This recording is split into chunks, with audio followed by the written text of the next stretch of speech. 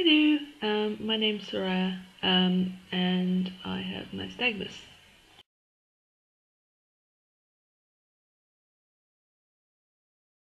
I made this video because looking on the internet, when I started to think about my Nystagmus again when I was about 17, there are so many questions that people want to ask, and I know that as a parent as well with a child who's been newly diagnosed, it must be a really difficult time. And though it can help to have sort of medical and professional opinions, maybe hearing from a young person who's lived it and until recently has gone to school and everything would help.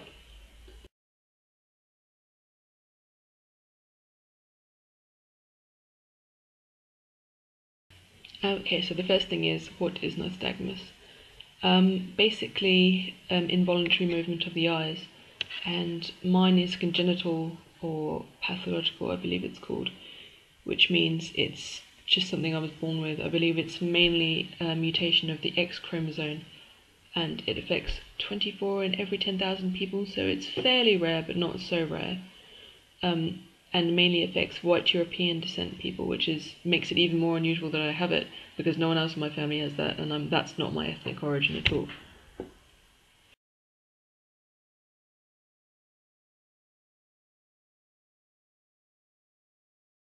And people who acquire it are often through injury or nervous system problems that develop later on in life, and that's when things can get problematic because your brain isn't adjusted to seeing the world that way, and often people who develop nystagmus later on register as blind because it looks like the world is just shaking and shaking, which in a way makes me grateful that I was born with it.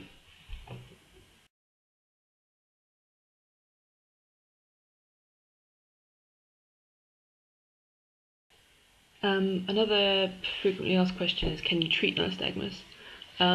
It used to be viewed, I believe, as untreatable, but recently they've started developing surgeries and treatments and drug treatments, and they've all had really mixed results. There's surgery you can have to correct the null point, which is the position at which your eye is strongest. And I've heard lots of parents post about how their child sort of like moves their head and squints like this, and that is them finding their null point where it's easier for them to focus. I'm not sure how successful all of these have been, but maybe something in the future can be developed. I'm not really sure.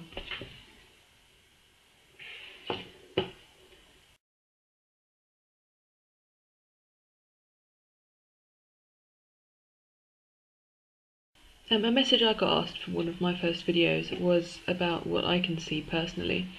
While I can't speak for everyone who has nystagmus, because mine is congenital, I don't think I see any different from anyone else. Sometimes if I'm really ill or I'm really stressed or tired, I can find it really hard to focus, and stuff like reading or tally charts, when there's lots of vertical lines, it can be quite difficult. But honestly, I don't think I see any differently. I mean, I read, I'm an avid reader, I paint, I draw, I'm an artist, so I don't really see that much of a difference, although it's hard to tell because I've never had normal sight.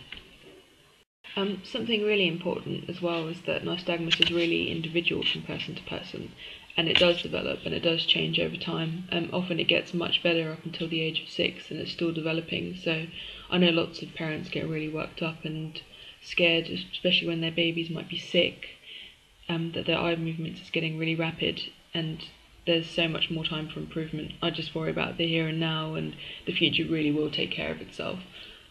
Especially if your child has had it at a very young age, if you noticed it after a couple of weeks, it generally means that it won't get progressively worse, and often that it will improve as well once the eye muscles strengthen.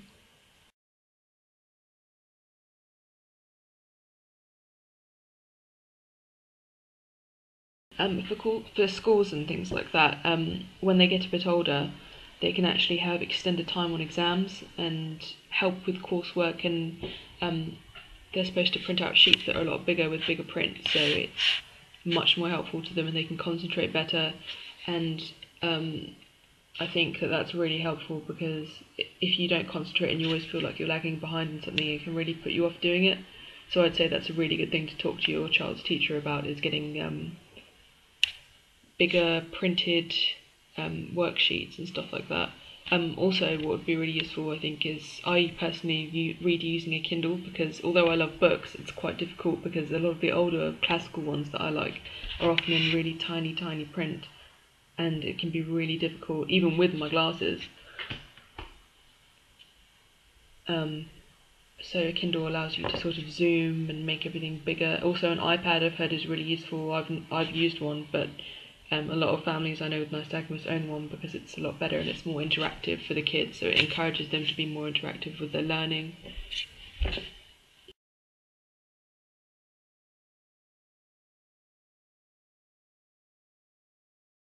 Issues parents may have, obviously, the big one is, will my child be normal? Um, well, I'd say that your attitude is what makes all the difference. If you keep telling, even if it's subconscious, that your child is really different and you're special and impaired, then eventually they'll start believing it. It's like if you tell anyone anything, if you tell them they're ugly or they're really, really pretty, or they'll just start automatically believing it. And in my family, it was hardly ever mentioned, to be honest. And I think that's quite positive, because even though we were educated about what it wasn't a major feature in my life, and every time I went to school I wasn't thinking about it, and that made me less self-conscious and more determined, I'd say. I was bullied, but not about the nystagmus, hardly at all. I think when I was younger and kids don't really see disability correctly as older kids do, there was lots of impressions and, googly eyes, ha ha ha. But that was really one of the smaller things I was bullied for. And I think as long as, you explain it to the teacher, maybe go up to the teacher and talk to them about it, then they're a lot more sympathetic and they won't really tolerate the bullying as much if they understand more about it. I always use the analogy of, if I was in a wheelchair or had another kind of disability, would people be more sympathetic? And I actually think they would be. I've heard lots of mothers talk about how their kids aren't taken seriously in school, that their needs aren't met with regards to the board and being closer or farther away. I know at university this can be an even bigger problem because you're in lecture halls and you're far, far away from the presentation, so it makes everything a lot harder. I would say basically guilt trip them into realising that it is a disease, it is a disability, and it's not for them to decide whether they take it seriously or not. I mean, imagine if you were in a wheelchair and there wasn't a ramp leading up to the university and you couldn't get in. Would that be considered fair? I don't think so. At school, it can be a really good idea to, as I said before, talk to the teachers and get your kids to sit up front, so they're not missing out on anything and they don't get distracted, especially when they're very young and they're not as disciplined with learning. Because if they can't see, sometimes they might get bored and start not misbehaving, but get a bit tired of reading and something that they clearly struggle at. I found this an issue when I was at school as well, because obviously it's considered kind of nerdy to want to sit at the front all the time, but I found if I just went straight to the front and talked to the teacher and explained to her about my eyes, then they would be more than willing to sort of accommodate me, and sometimes even move a isolated chair nearer to their desk so that I could see everything that was going on, which is really helpful. And sometimes your child may not like it and see you as interfering in that sense, but it can be a really, really good positive thing.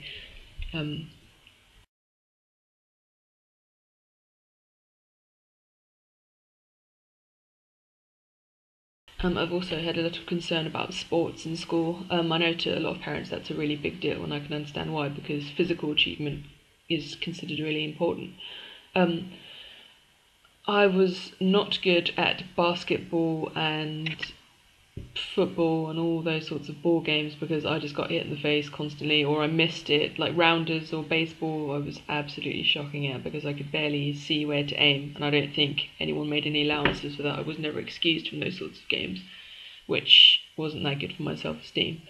But I was really good at athletics. I competed within my county for long jump and high jump and stuff like that. So there is obviously there is some sort of limitation. It depends how bad your nystagmus is, but you can still be amazing at sports, and it's really about attitude and if you let it hold you back.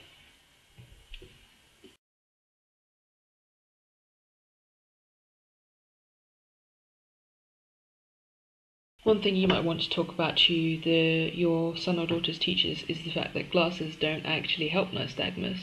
Now, I've read lots of posts where this is a problem and teachers just don't seem to get it, that wearing glasses, yes, it does help short-sightedness or long-sightedness, but it doesn't actually help the disorder nystagmus, which um, is a problem because it means they don't take the vision problem very seriously. What even might be a good idea is to have a presentation or something on nystagmus, which I've heard is a really good idea. I've heard from a few other posts that it's really helped the other children and the teachers to learn about it. So that might be something to think about.